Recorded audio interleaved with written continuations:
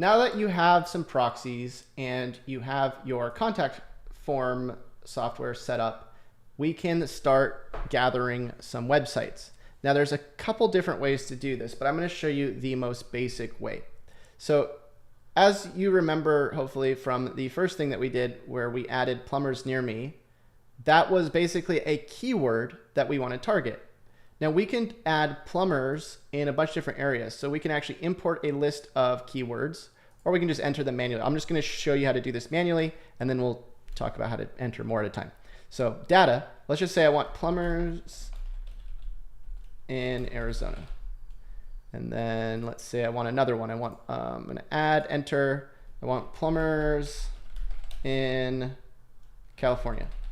And I could even do like, a certain city like Santa Barbara or Los Angeles, right? Let's just do Los Angeles, in Los Angeles.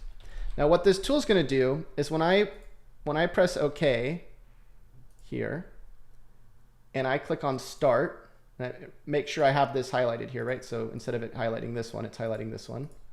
When I click on start and I click scrape for new websites, this is going to go through everything that shows up for those different keywords. And it's going to start finding all these different websites, anything that it can find for these keywords. And you can see it was a little stopped for a second. Sometimes this takes a second to run. It gets a little bit buggy if you run a lot of things at once. But you can see we already got 1,600 sites. We'll get more and more. And hopefully a lot of these websites are going to be for plumbers. So you can see all the keywords that are being used to find these different websites, the dates, the source, the website, right? Now, if we click on stop, we could either leave it running or we click on stop. Now we can actually end up sending these websites a message. So if I double click on this and I go to submission content, I have all these different fields I can fill out. So I have my first name, I have my last name, I have my company, and this is all the stuff that's going to fill out within the contact forms.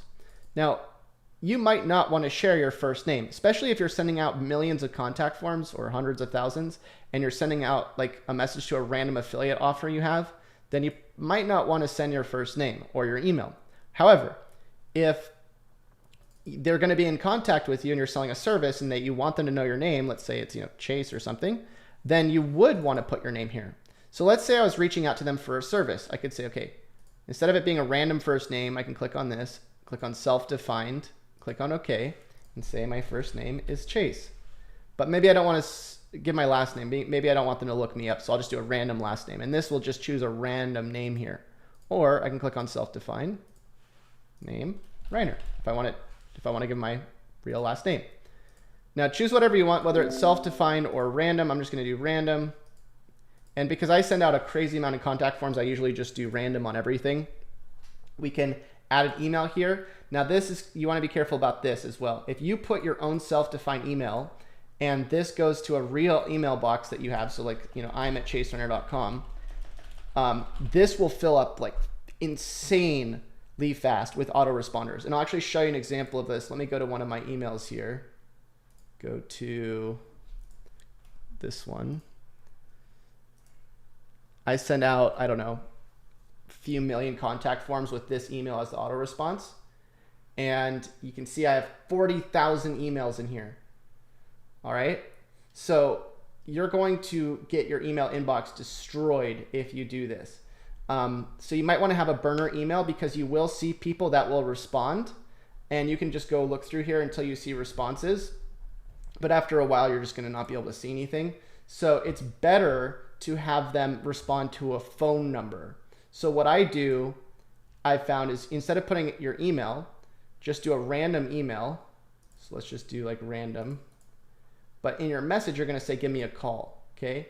Because then when they call you, or you can say, give me a text, then you're going to be able to keep track of that a lot easier. You're going to get less responses if you do it this way, but you'll probably get more qualified leads. It's really up to you though. If you're going to be sending lower volume, just put your email and just create a burner email. If you're going to be sending higher volume, then probably use a phone number. So same sort of principle. We're going to say, hi, my name is Chase. I noticed something wrong with your plumbing website, right? Because now we're targeting specifically plumbers Do you have a second to chat about it? Here's my number. And then you would put your phone number. Now you can create burner phone numbers, and I'll show you how to create like a CRM so that it keeps track of all your leads as well, something like Go High Level. But the easiest way is just to go to Google Voice or go to Skype and just get a free number. So if I go to Skype, this is what I was using for a while. Skype allows you to buy a phone number. If I go to here, you can see how these are all these leads coming in. Go to the little dots up here, settings, and phone number, Skype number. You can just click on get a Skype number, and then you just paste this in. So we would grab that, say, here's my phone number. Call or text me when you have a second. Okay. Boom. So there we go. I won't put the 1, I'll just put that. Press OK. And then for the subject, you would say,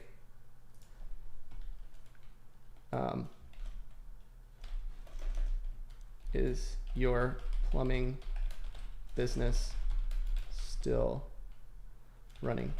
Okay. So the more you can personalize this and make it specific to who you're outreaching to, the more they're going to think this is real and not spam. So if I say, is your plumbing business still running versus, is your website still running? This is going to seem more applicable, right? Because then they're going to be like, how did they know I had a plumbing business?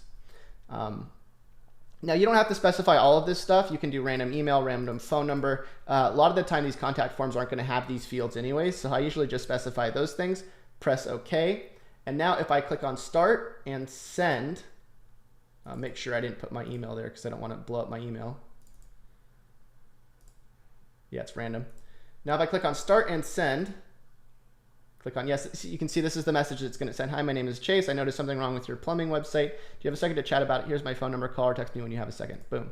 And you might get a lot of people that don't have plumbing websites. Like this might crawl websites that aren't plumbing websites.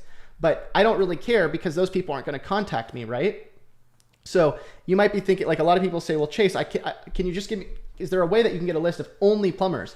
And this probably will be a list of 70 to 80% plumbers. So don't worry about the 20% who get your message. They're not going to see your real email or your real name most of the time anyways, and they're going to get your burner phone number. So just reach out to the people that you think will probably be applicable, that's going to be within a range, than worrying about every single website being applicable. But anyways, this is going to send, you can see it's freezing for a second because it's kind of trying to start, but this is going to start sending out a bunch of messages.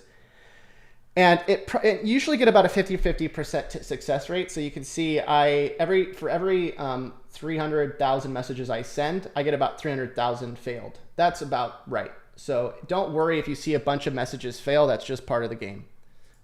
So this is still waiting. I'm not sure. Did I click yes? Oh, and then if it says use only selected items, don't do that because right now we're not selecting any items. So click on no anytime it asks this. There we go. And now you can see it says please wait. All right, now it's sending out messages. And there we go. Now it's sending out a bunch of messages. Now you can see we got a bunch of failed already. Don't worry about that. You might also notice with local businesses, you may have less success. But even within a couple seconds here, we already have 500 messages sent, right? So 500 businesses are probably going to see this message that we just sent that are probably likely plumbing businesses. And already we're going to probably get some responses very, very quickly. So pretty crazy. I'll show you how to automate this even further in the next video.